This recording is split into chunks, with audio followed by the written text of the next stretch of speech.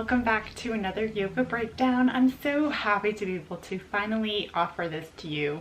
There have just been so many things going on in my life and in my family life and in my yoga life and in my day job life, and I've just been super busy. So thank you for your patience and welcome back. So today I am working on just a simple runner's lunge. So we'll work on that, something that you're probably going to go into in most of your vinyasa practices, if not slow flow or some other practices that will lift you up a little bit into a standing pose. I am going to introduce you to my blocks. I have two different colored blocks, so whatever. But I will introduce you to blocks and how to use blocks safely in your runner's lunge. And when I teach yoga, I encourage my students to use the block for good form and to build those foundations. I will also lift our lunge up into crescent warrior or crescent lunge so that you can see what that lift off is. I'm not going to include step through or anything like that. There's a lot of talk about step through in the yoga industry right now, and I'm trying to wrap my head around all of that. So I try to give you as much information as I know and the best of what I know and I give to you. So I think I just need a little bit more knowledge before I can adequately talk about the step through and then practice some things with my students so that when I come on here, I can give you everything that you need to know. So let's get to it. Let's set up for our runner's lunge.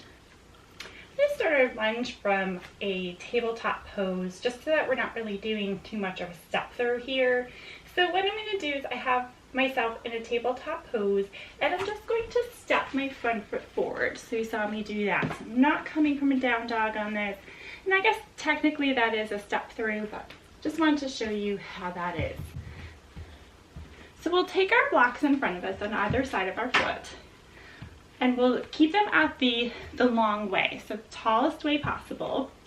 So I think of blocks as level 1, level 2, and level 3. So I think of this as a level 3 block. Hands on the very tops of them, you start to shift your weight into your front foot and your hands, tuck the back toes, and lift up the back knee.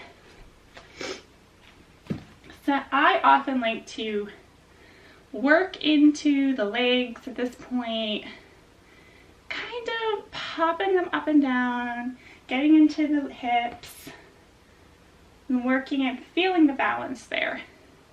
Figuring out what's going on with your feet. And your hands can be at the top of your blocks. Gaze is forward. Shoulders are pretty much neutral, maybe just coming into the spine slightly, and you're looking ahead. So I'm going to show you a couple things that we want to avoid. No blocks and slouching over like this. Not going to be good for you as you work into other areas of this posture. Weights coming forward now instead of in the middle, where is where you want it. That's where blocks come in and are great. And then it gives you some area to move. You can move here. You can do a flow back. You can move back. Bring a flow in. So all those kinds of movements are possible because you have a good grounding in your back toes.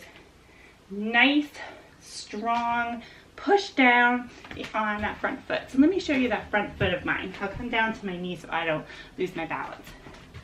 My front foot is pushing down really well. It's trying to keep this shape as much as possible, coming forward just a little bit. I'm showing you that forwardness of that, kind of over exaggerating that there.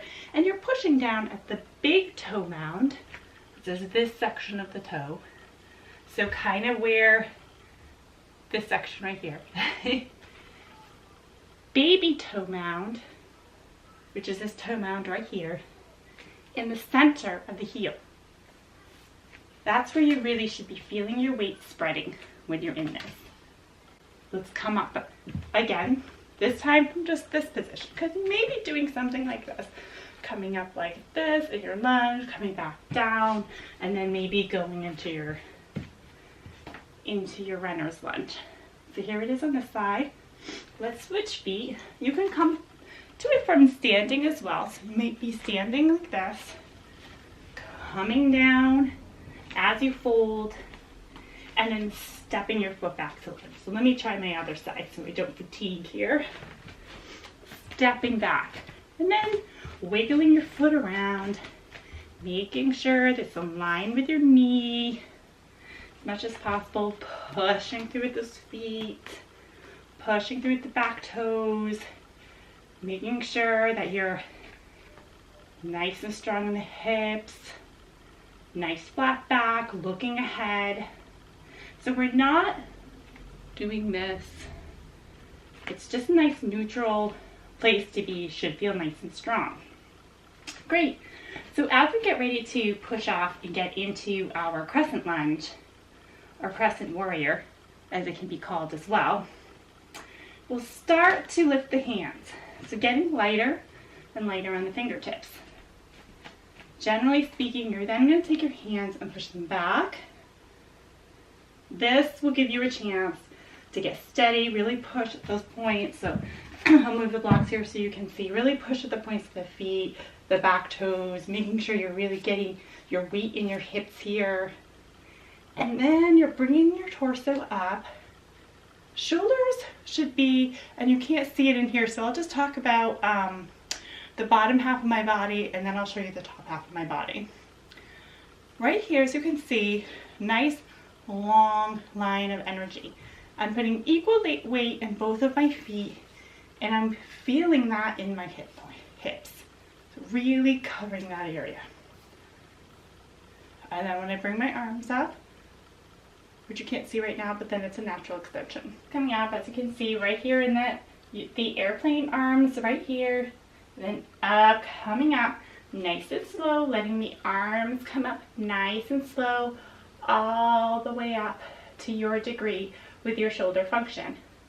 We'll talk about shoulder function in another video, but right now, this is what we're doing. So just like this, coming up to there is your crescent warrior.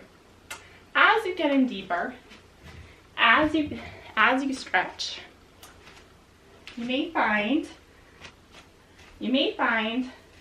that you can begin to work a little bit further into your back bends. You might be coming up here. This may be all that you stick at. And then when I'm showing my back is you may be able to reach up higher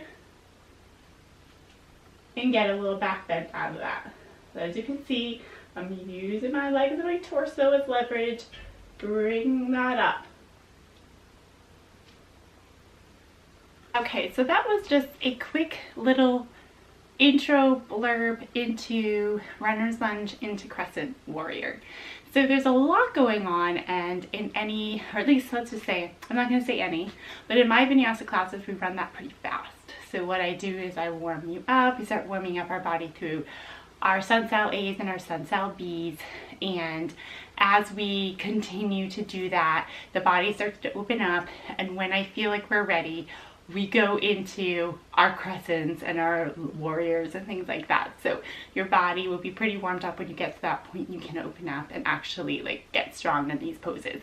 But I run them pretty quickly. So depending on what class you are, you may stick them, you might stay in them for a little bit longer of a period of time, or you may run them fast, or if you're power, you may only be in them for about one breath during your sun salutations and things like that. So it's good to know and to practice, especially if you're new to yoga, even if you're not.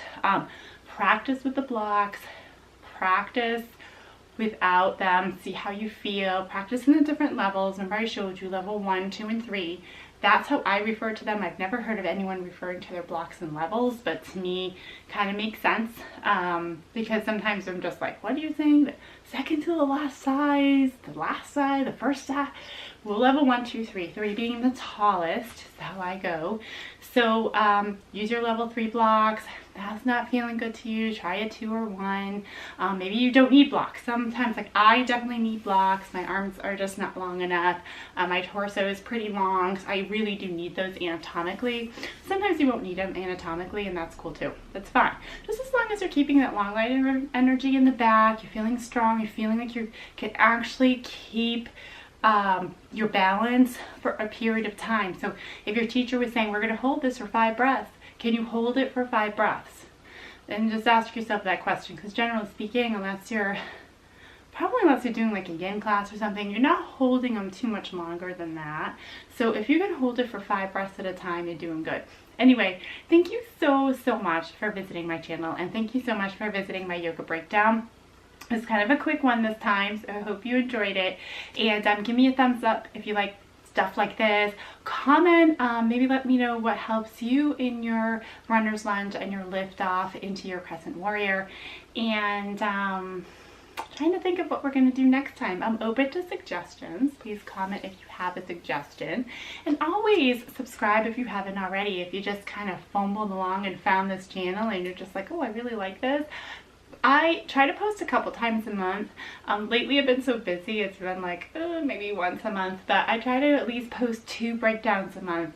And if you're local to the Massachusetts area, I do work at Be the Love Yoga in Massachusetts on Saturday mornings at 7:15 a.m. I'd love to have you in class. It's a vinyasa flow class, heavy on the flow. So we do a lot of movement and break down a couple of things functionally as we go. So thank you so very much. I am so excited that you're here. Please subscribe, hit the notification button so you know when the next yoga breakdown is coming. And I look forward to the next one. Bye. Namaste.